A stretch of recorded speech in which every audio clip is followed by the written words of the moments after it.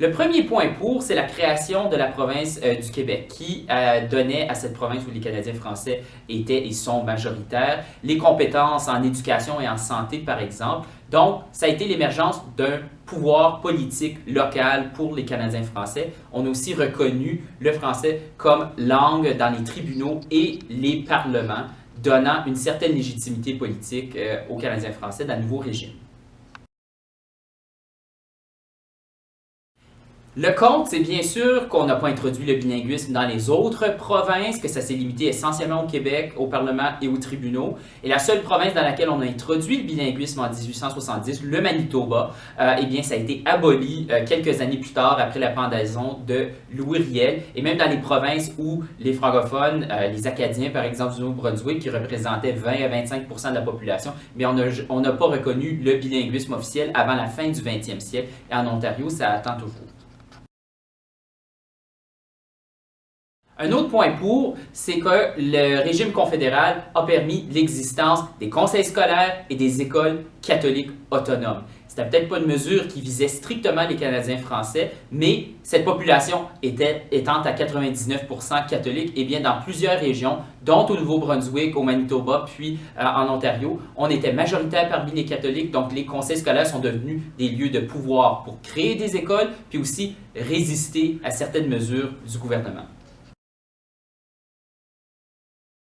Un autre point contre, c'est que toutes les provinces à l'extérieur du Québec ont essayé d'abolir l'enseignement du français dans leurs écoles entre le début de la Confédération et 1927. Ce qui veut dire que le régime a été largement affaibli. Les premières mesures en Ontario ont été instaurées dans les années 1880 pour limiter l'enseignement du français et on l'a aboli à peu près totalement pendant le règlement 17 qui a duré une quinzaine d'années et qui a retardé le développement du régime scolaire.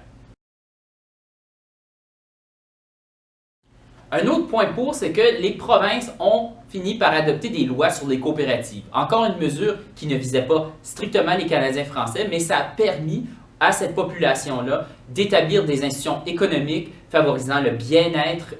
des leurs et on a pu établir un réseau de caisses populaires, de coopératives agricoles, de coopératives artistiques dans les années 1930, 40 et 50 qui ont donné une voie, un lieu permettant l'ascension sociale puis l'existence d'une vie économique en français. Un autre point contre, c'est que le français ne s'est pas étendu aux autres sphères économiques. C'est-à-dire que la commission Laurando-Dunton aurait voulu instaurer des districts bilingues, c'est-à-dire l'Est ontarien et le Nord-Est ontarien auraient été reconnus comme des régions où on avait le droit de travailler en français, où les entreprises avaient des exigences d'offrir des services en français, les municipalités aussi. Ça aurait créé un monde du travail qui aurait été réellement bilingue et ça n'aurait pas été nécessairement limité aux services gouvernementaux, à l'éducation puis au secteur privé, c'est-à-dire les coopératives puis les entreprises qui choisissaient de fonctionner en français.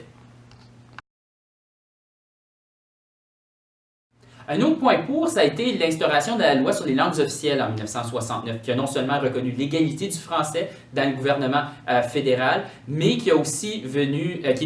avec une enveloppe de sous pour favoriser la culture française en milieu minoritaire, l'enseignement, le développement des écoles et l'enseignement du français auprès des anglophones pour favoriser le bilinguisme en milieu minoritaire.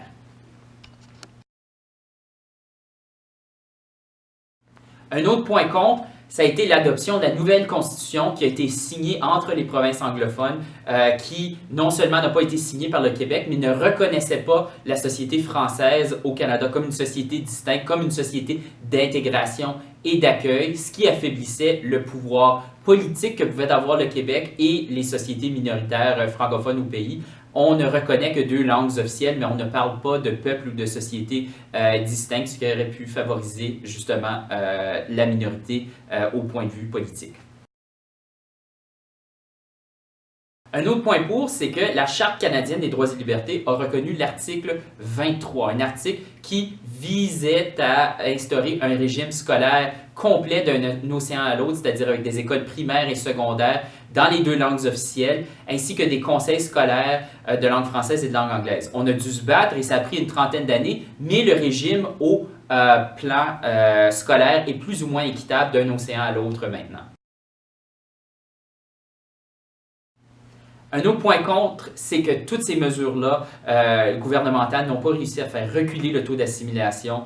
au Canada français hors Québec, qui se situe à 43 %, c'est-à-dire où un jeune francophone en milieu minoritaire sur deux va perdre sa capacité de s'exprimer en français au cours de sa vie, et que l'article 23 ne s'étend pas au-delà du secteur scolaire, c'est-à-dire que bien qu'on ait obtenu 2 collèges de langue française, on n'a pas obtenu une université de langue française indépendante en Ontario qui pourrait contribuer à contrer cette assimilation-là. Donc, je vous ai donné 5 éléments pour, 5 éléments contre, des éléments qui vous permettront de débattre sur les forces et les faiblesses de la Confédération après 150 ans. Sur ce, je vous souhaite un excellent débat.